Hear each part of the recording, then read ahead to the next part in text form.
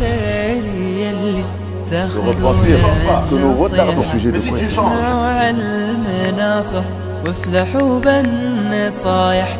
كم من عالم عاشت وراحت جريحة من كثر قوله في النوها ترى العمر رايح. Le prophète sallallahu alayhi wa sallam nous dit dans un hadith: Man yuridillahu bihi khayran yufaqqihhu fid-din. Celui, quand Allah veut du bien pour quelqu'un, il lui donne la compréhension de la religion. Donc comprendre la religion, ça montre que c'est un premier signe qu'Allah Azza wa Jal, il veut pour nous cette voie-là. Dans un autre hadith qui va dans ce sens-là, le prophète sallallahu alayhi wa sallam dit: Man salaka tariqan, celui qui prend un chemin. C'est quoi ce chemin? Yaltamisu fihi ilman. Ce chemin, il prend un chemin à la recherche de la science. Yaltamisu fihi ilman. Il va rencontrer un imam, un savant, il va à un cours de spiritualité, il va à une conférence, il va au prêche du vendredi, il va dans un groupe de paroles pour apprendre sa religion. Celui qui prend le chemin du savoir. Sahal Allahu lahu bihi tariqan ila al-jannah. Allah, par ce chemin, par cette assise, par cette rencontre, Allah va lui faciliter un chemin vers le paradis. Donc les deux hadiths se rejoignent. Ça veut dire que le paradis, pour aller au paradis, il faut suivre le droit chemin. Et pour suivre le droit chemin, il faut suivre le chemin du savoir. Il faut rencontrer quelqu'un qui puisse nous éclairer sur l'héritage prophétique.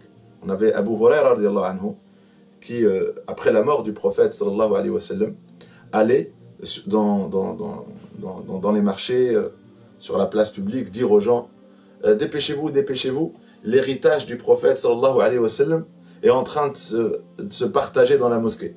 Donc les gens, ils entendent l'héritage du prophète, il est en train de se partager.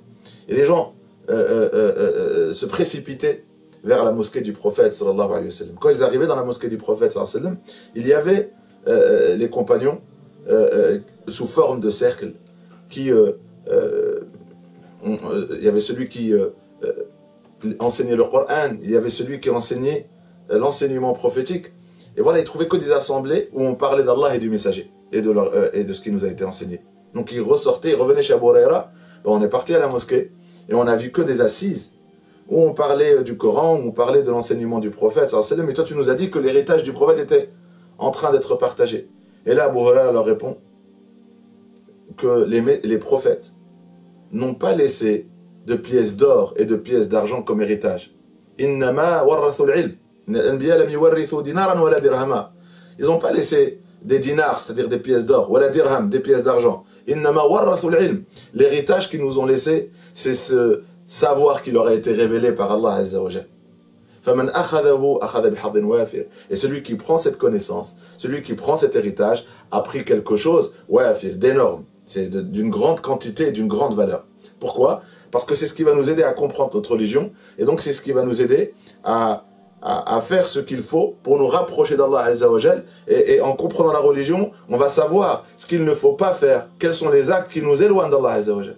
Donc apprendre à ce qui va nous rapprocher, et apprendre à comprendre ce qui peut nous éloigner d'Allah, et grâce à cette compréhension et à cette pratique, Inch'Allah, cela nous facilitera l'entrée au paradis. Qu'Allah Azza wa Jal nous accorde, Inch'Allah, cette facilité de libérer un peu de ce temps précieux et de l'investir sur la compréhension de la religion afin de mieux cheminer vers Allah Azza wa Jal. Walhamdulillah Rabbil Alamin. Celui qui est au service de son frère, Allah Azza wa Jal sera son service.